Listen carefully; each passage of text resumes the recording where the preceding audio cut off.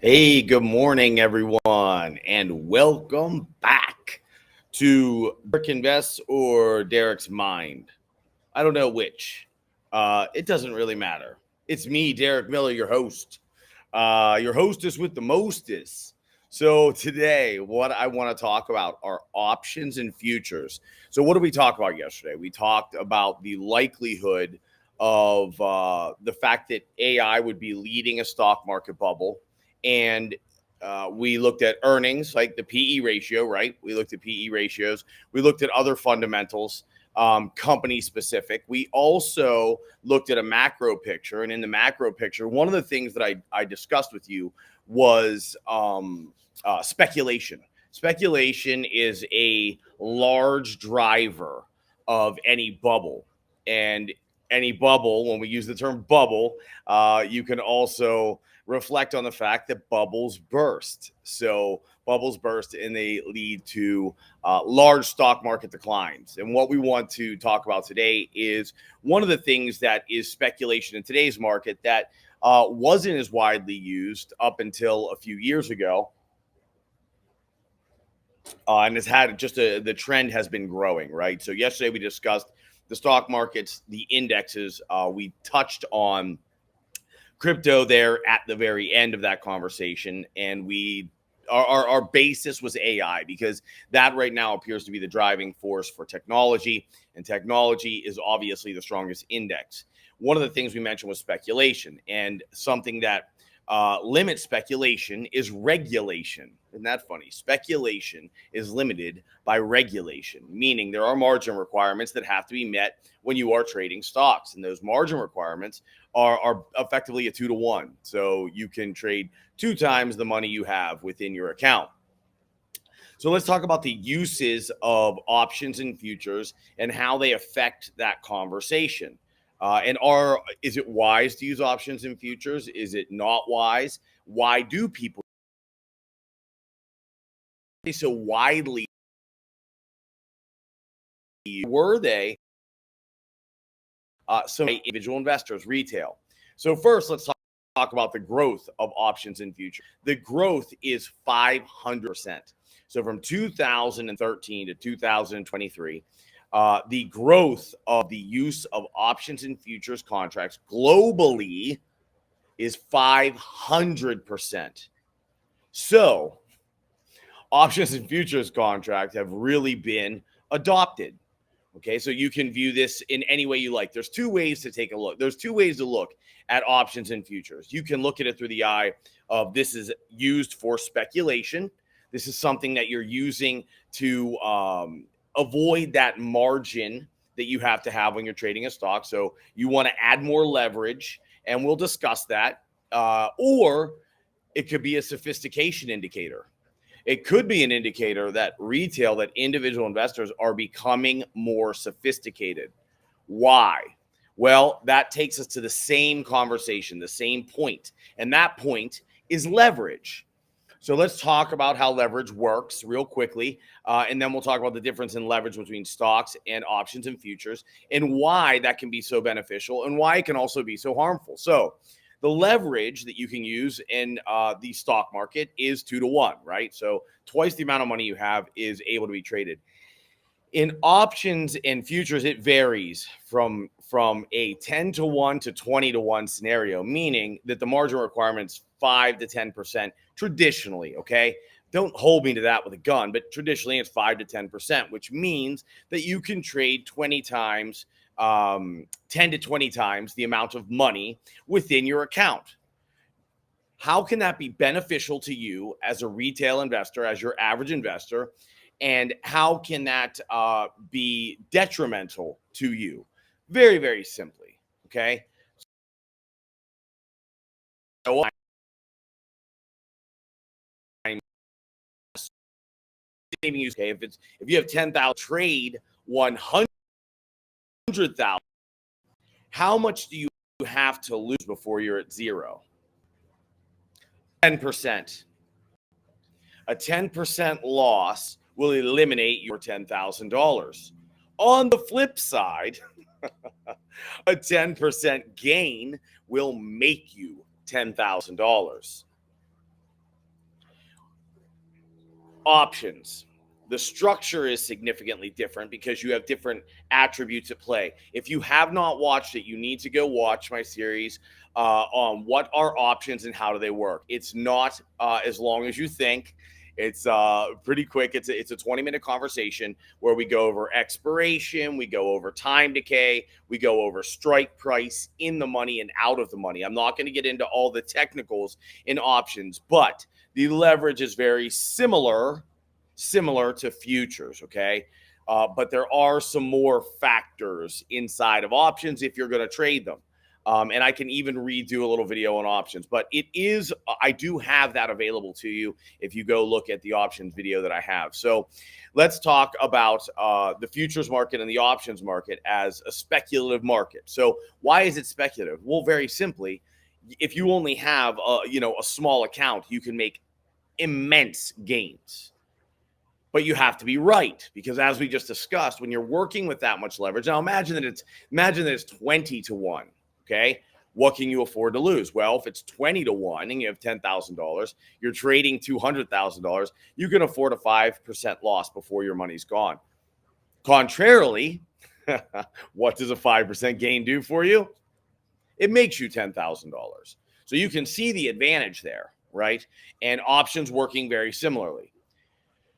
Different structure, as I just mentioned, but as far as leverage goes, very similar. So now, how is it beneficial if you are a retail investor, but you're not a speculator? That's not your goal. You're not looking to speculate. You're not looking to add all this leverage to your account. Not in that way. What you're looking to do is reduce risk. Now, this is why institutions use futures and options and why market makers use futures and options so prevalently. Because you can reduce risk tremendously. How can you do that? Well, just imagine if you have, $100,000 account and you're trading $90,000 on the S&P 500, and you want to cover that. So cover means you see a lot of risk in the market. You say, you know what? I heard the conversations Derek said yesterday, and we kind of came to the conclusion that it doesn't appear that we're in bubble territory. At least that's my view. My view is that it doesn't appear that we're in bubble territory. Remember, I'm someone else. And I believe Alex, not Derek, believe that we're not in bubble territory. I just provided the information yesterday. So I want to cover my assets. Cover meaning I want to eliminate the risk of this portfolio, or I think it's a bit risky. I would eliminate half. So what you want to do is you want to eliminate, say, $45,000 of equity exposure. So half of your overall position, you want to cover. You want to eliminate that equity exposure. You believe something's coming. You believe it's coming in the next month, next 2 weeks, whatever your time frame is. So you go in and you buy some futures contracts, right? You go buy futures contracts. You have it's a 10% margin requirement, so 10 to 1. So you take $4,500 and you are able to cover $45,000. Half your account is now not exposed to a rising market if it falls. You will actually make money if the market falls. You are short futures contracts on the S&P costing you $4,500, and it covers $45,000 in equity exposure, which means you now don't have $90,000 invested. You have $94,500, which leaves you $5,500 in cash. So it only cost you $4,500 to protect yourself or protect your account at a $45,000 level. Now, if you're right and we go through, let's assume you believe it's a market correction and it falls 10%, what happens? Anybody? What happens if it falls 50%? You can see what I'm getting at. It's easier to cover your account. It's inexpensive to avoid falling markets. So to limit risk at a low cost. Options are much the same. Okay, so they're used much in the same manner the futures are. So you can do two things with these two investment vehicles, these two derivative vehicles. You can limit risk inexpensively, or you can speculate on what's coming for a greater return, realizing that you have to be right now, because with the leverage on these and the mechanics within these particular vehicles, you can make money quickly, but you can lose money just as quick. Okay. So what I wanted to mention today was I have down there, as you can see, brought to you by Tradier. I'm not connected with them that I don't want to be or that I couldn't be, but I am not at the moment. The reason I saw that on their website that they are offering, and here I'll actually throw this up for you. They are offering an unbelievable price on their options contract. So it's like up to 1,000 options contracts. You're able to trade for $10. I believe it's your initial month. It's $10 for up to 1,000 contracts. But I mean, it's worth a shot from what I saw. I looked at Tasty Trades. I work off of TradingView, as most of you know. It's always up when I'm talking about charts I'm scanning, and they're directly connected to TradingView. So I happened across Tradier, and so they're offering up to 1,000 contracts for $10 in your initial month. So the cheapest I could find for those 1,000 contracts was $650. And then the most expensive that I found was through Tasty Trades, and that was $1,100. So it really makes no difference where you go. If you're working through TradingView and you want to give this platform a try, I would suggest it. It can save you anywhere from $640 to $1,090 on a lot of contracts in your first month. So anyway, I thought that was worth mentioning to everybody because all of you options and futures traders know the cost. And they're not, I didn't see futures available. It looks like they're going to have futures trading available here in a few weeks. So look out for that. Right now it's options and stock. So if you're looking to cover some positions, if you're looking to speculate a little bit, go ahead and head over there. Check it out. There it is right there. You can click on the QR code. It'll take you directly to their site, and you can see for yourself. I found it very easily, and I just simply click through TradingView. So if you use TradingView, if you don't, maybe go give them a check, go give them a look. Again, I am not directly connected with Tradier. I am simply bringing it up because I found an inexpensive cost on the subject today. Not that I don't want to be in business with them or that there's no future prospects. I have no idea, but at this time, I'm just mentioning it because it is inexpensive. So go check them out, everybody. I will pull that down. This isn't meant to be a commercial. It's just meant to help you out. Okay, so what did we learn today? We learned that the options and futures market has grown by 500%. We have learned that can mean two things. It can mean, one, we are in an extremely speculative market and getting more speculative, which I would give probably a smaller probability to than we are getting in a much more sophisticated market on the retail side, on the average investor side. And folks are starting to catch on that you can use options and futures to mitigate risk. So when you see market risk, you can mitigate it. The effect of the underlying securities, which I did not cover, is it has a dramatic effect on the underlying securities because people look to options and futures for a few reasons. The first being on that first layer of the market is market makers, and they're looking for arbitrage. They are looking for inefficiencies in the underlying security and the options and futures market to draw them closer to a 0% risk, which is the goal of market makers. And that also is why a lot of you folks think that your options always get wiped out. Why do my options always get wiped out? That is simply because market makers are looking to hedge their hedges. And that means that anything that they need, they're creating markets, right? So there's a buy side and a sell side. When they buy something or sell something, I won't get into the Greeks. We don't need to go that far right now. But when they buy or sell something, they need to cover that position. In doing so, if they're looking for a 0% risk, that should create a magnet at whatever that price level is, whatever that spot level is. It should there's a magnet there that should pull price there, right?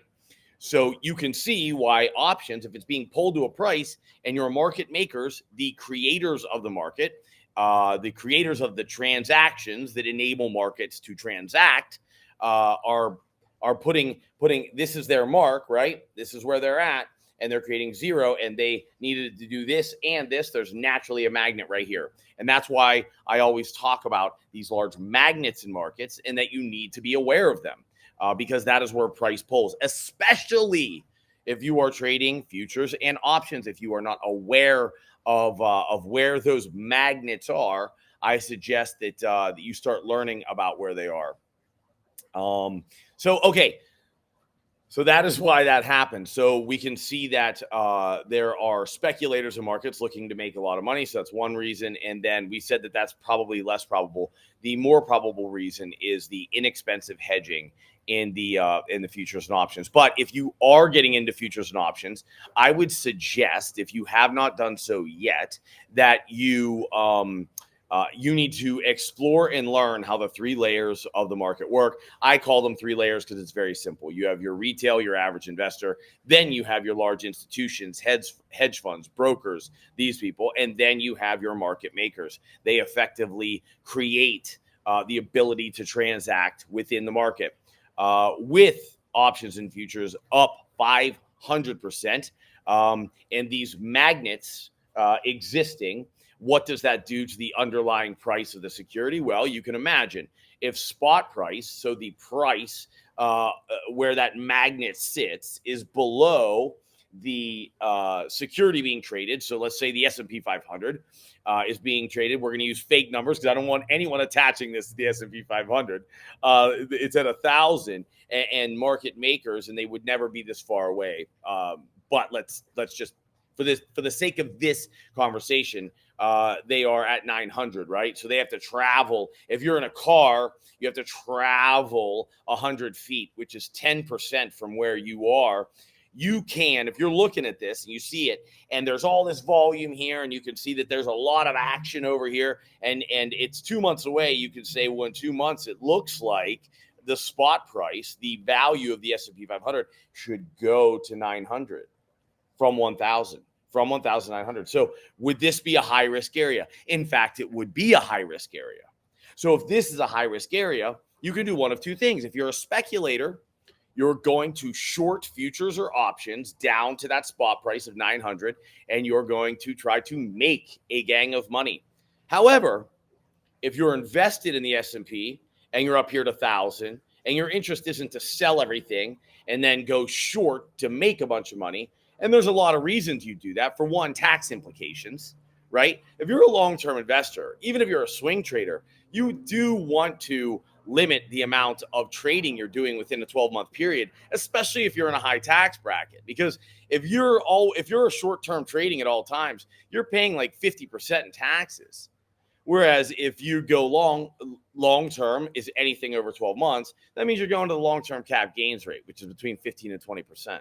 So you can see the variance there of the 30% in tax, right? It's 30 to 35% variance in taxes. So you may not want to sell your stuff. Maybe you've owned it for 10 years. Maybe you got it from your parents. I don't know. But what you want to do is just protect your assets. Then you'll go into the futures and options market to cover these assets up here because of the spot price. Then obviously it works in reverse. If you're looking at futures and option market 2 months from now, there's large volume everywhere. You're sitting here at 1,000, and then here we are at 1,100. If you are looking to accelerate your returns because you own all these positions, you don't want to. You're not gonna sell and buy triple leverage ETFs, right? You're gonna hold these positions, and you may buy futures and options contracts to get you to 1,100. And then if you're a speculator and you own nothing, again, you're going in and out on a daily basis, on a 5-minute basis, on a 30-minute basis. You're going to buy them to make a bunch of money. So it's one indicator that you should be looking for if, in fact, you're using options and futures. If you don't know what a market maker is, if you don't know what Greeks are, I suggest that you get to know them, because that has a dramatic influence on the markets that you're working within. So I'll give a shout out to a good friend of mine on Twitter that runs Vol Signals, VOL Signals, and he is someone that discusses the Greeks, has up-to-date information, and runs courses based on the Greeks, on where these large magnets in spot prices are, and he offers you information on whales. So on people that are placing huge trades, where they're placing them and how they work. Vol Signals is a great guy, and he's very, very, very in tune with what's going on, and also very helpful and a pleasure to listen to. So check him out if you're on Twitter at all, at Vol VOL Signals. Here, let me go ahead and give you.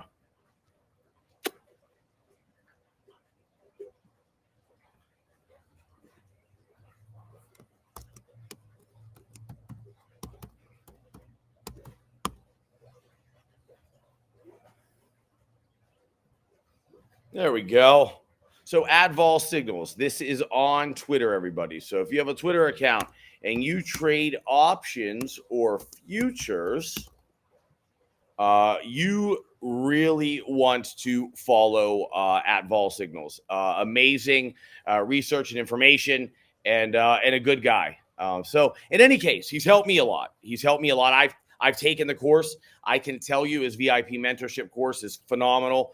It's what introduced me to market makers, the Greeks, how spot works, how market makers work in general, and then how that affects the market. So in any case, check them out. I think we covered everything for today. So as far as our discussion on bubbles, could you take the increase in options and futures use over the last decade by over 500%? And there's a very specific region that has really got involved, and that's India.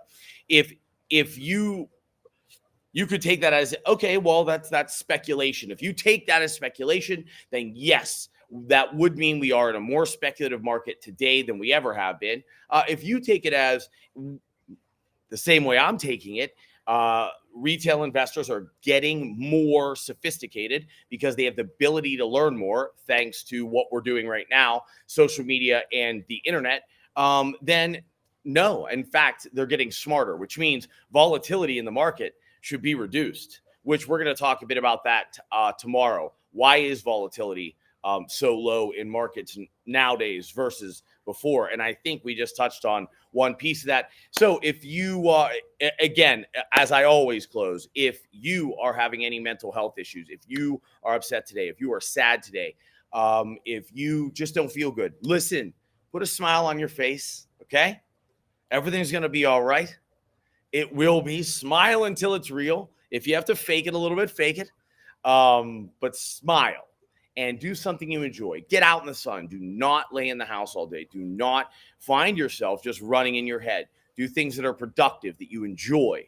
All right? This is something I enjoy, and it keeps me going every single day. So I want to thank you for joining me. And listen, as always, every day above ground is a good day. Thank you so much for tuning in. And I look forward to talking with you tomorrow about volatility.